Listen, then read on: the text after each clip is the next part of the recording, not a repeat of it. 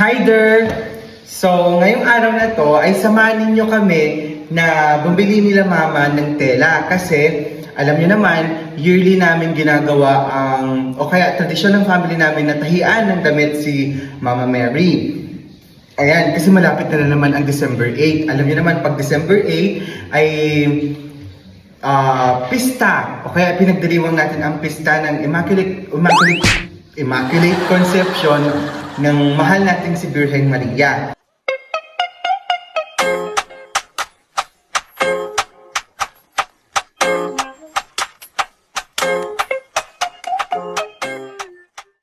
Sa aming pamilya, hindi lamang tradisyon, kundi isang pagmamahal ang pagtatahi ng damit ni Mama Mary, ang poon ng Our Lady of Piat. Sa bawat taon, buong puso naming inaalay ang aming oras, talento, at simpleng kakayahan bilang pasasalamat sa mga biyayang ipinagkaloob sa amin. Ang poon na ito na ating tatahian ay may espesyal na lugar sa aming buhay.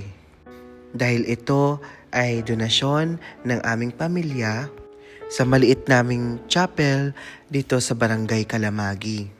At sa loob ng 2 taon ay patuloy na nagbigay ng donasyon si Ate Zenaida Loristo Robea para sa tela at kagamitan para sa bagong damit ni Mama Mary. Thank you, Ate. Tahimik pero taos-pusong handog ng pananampalataya. Hi! So, andito tayo sa Luvis. So, lahat ng mga kailangan nyo dito sa arts and kahit anong pang design, lahat ko andito sa Luvis. Yan, sila agad dito ako bumibili ng mga rhinestones, beads, and everything. Punta na kayo dito. Sige. Thank you, sir.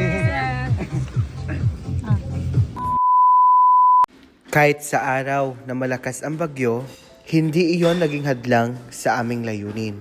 Tumawid kami papuntang Tuguegarao City para makahanap ng pinakamagandang tela dahil para kay Mama Mary.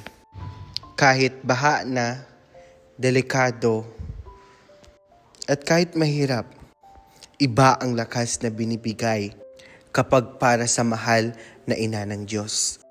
At ngayong taon, napagdesisyonan po ng mama ko na gawing kulay pink ang damit ng poon. Kulay na sumisimbolo ng pag-asa, kagandahan, at pagmamahal. Kulay na nagbibigay ng liwanag at lambing sa gitna ng anumang unos. Matapos ang paghahanda sa tela at disenyo, sinimulan ko naman ang pagre-repaint ng halo ni Mama Mary. Dahil dito nagmumula ang simbolo ng kabanalan at liwanag ng ating mahal na ina. Dahan-dahan kong binabalik ang kinang at kulay neto. Sabay disenyo muli upang mas maging elegante at mas bagay sa bagong kasuotan na ihandog natin sa kanya.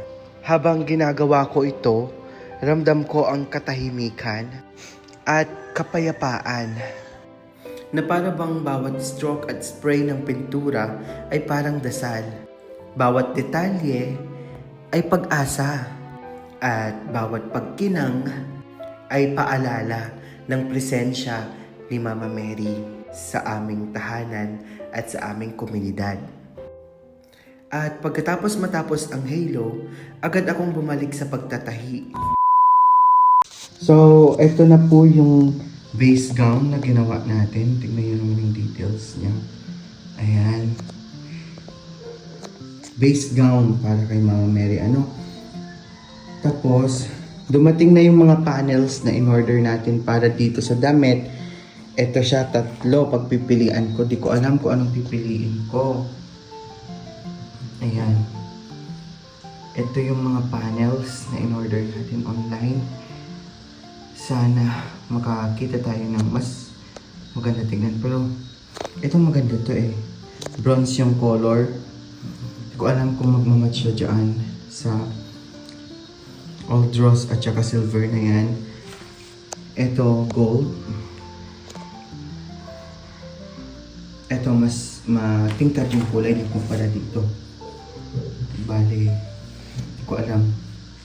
Try natin isukat kung anong mas bagay sa dito. Ito ba, ito, or ito. Ayan, so pipili tayo dito sa tatlong panel kung anong mas maganda tignan.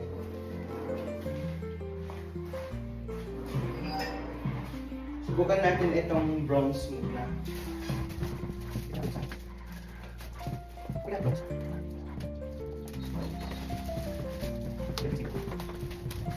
Ito yung bronze, ayan. Subukan natin siyang ilagay kung mas maganda sa mata. No, kasi mahirap naman ipilit natin yung bagay na pangit kahit gusto natin.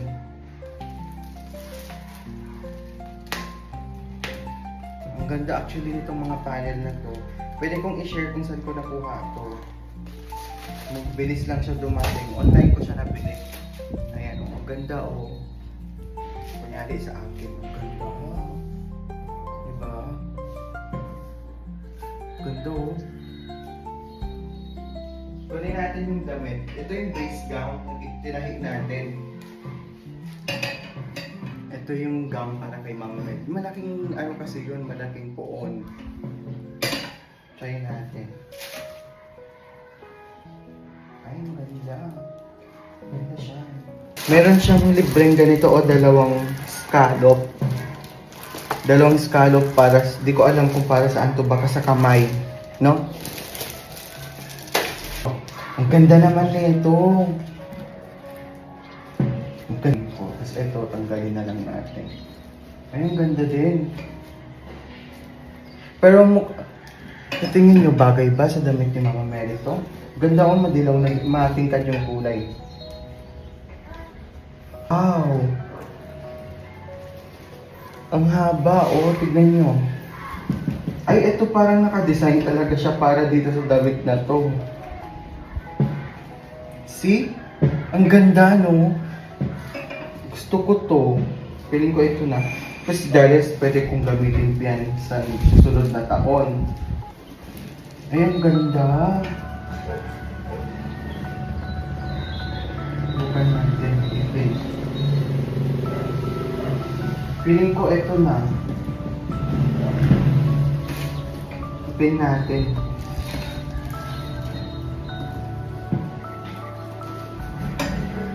Tignan nyo ang haba. Ay, eksakto! Alam, baka destiny ito para dito. Eksakto, oh. Ang ganda. Natutuwa ako.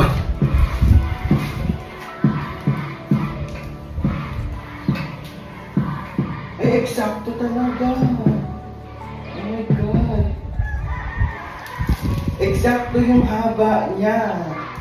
Tinahi nating damit. Puntahan natin si Kagawad Jun Alvarado, pinsan ko, sa bahay nila para kausapin upang isakay niya yung poon ni Mama Mary sa kulong-kulong nila. Okay. Kasama ko si Mama. Si Mama.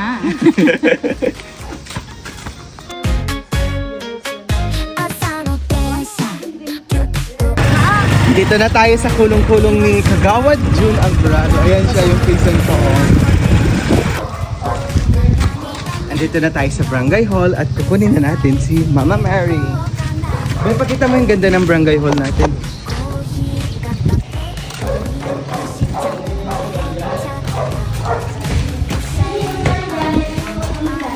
At ito na siya. Ayan. Ito yung tinahin natin last year. Ngayon, tatahian natin siya ng bagong damit. Di ba? Naalala mo pa ba to? That's it. Pala yung project ng barangay namin. Yung chapel. Ayan, so hindi pa siya tapos. Still in progress. Sa lahat po ng may mabubuting puso, kung gusto nyo pong tumulong, ayan, yan sila kuya, oh. Diba? Mag-vlog. Sila ang gumagawa. Ayan, sa mga mabubuting puso po, kung sino pong gustong tumulong sa chapel namin para matapos na. Ayan, contact nyo lang po si Father o kaya si Ate Janet. Si Auntie Linda, di ba ma? Ayan. Pabalik na kami sa bahay, maglalakad na lang kami kasi di kami kasya doon sa kulong-kulong. Ayan, pakita ko yung pinsan kong ano. Ayan, yung laging handa. Ayan si Kuya Jun. O, diba? Thank you, Kuya. At saka si Ate. At yung pinsan ko din siya. Kasama ni Kuya. Doble yung, oo. Naiuwi na natin ang puon ni Mama Mary. Ngayon ko na-realize na ang ganda pala ng tinahi natin last year. Parang nakaka-pressure naman para sa itatahi natin ngayon. Anyway, confident ako na magiging maayos ang gawa natin. Ito yung ginawa namin crown niya last year. Nagsitanggalan na. Ayusin lang natin. Depende po, itong depende eh. Diba tinadtad ko talaga to ng pearls and rhinestones. Ano mo See? nito? Maganda siya eh. Ilagay mo. Try natin ilagay. Sa huling bahagi ng aming paghahanda, dumating na ang pinakaabangan namin, ang pagbibihis kay Mama Mary. Sa bagong damit na buong puso naming tinahi at inalay para sa kanya. Dito mismo sa bahay namin siya binihisan. Maingat na inaayos ang bawat tela, bawat tiklop, at bawat detalye.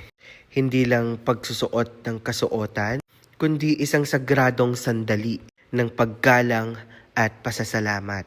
At sakto, linggo ngayong araw na to, handa na rin ang aming puon para sa basbas ni Father. Isang napakagandang timing dahil bukas na mismo ang fiesta ng mahal na ina.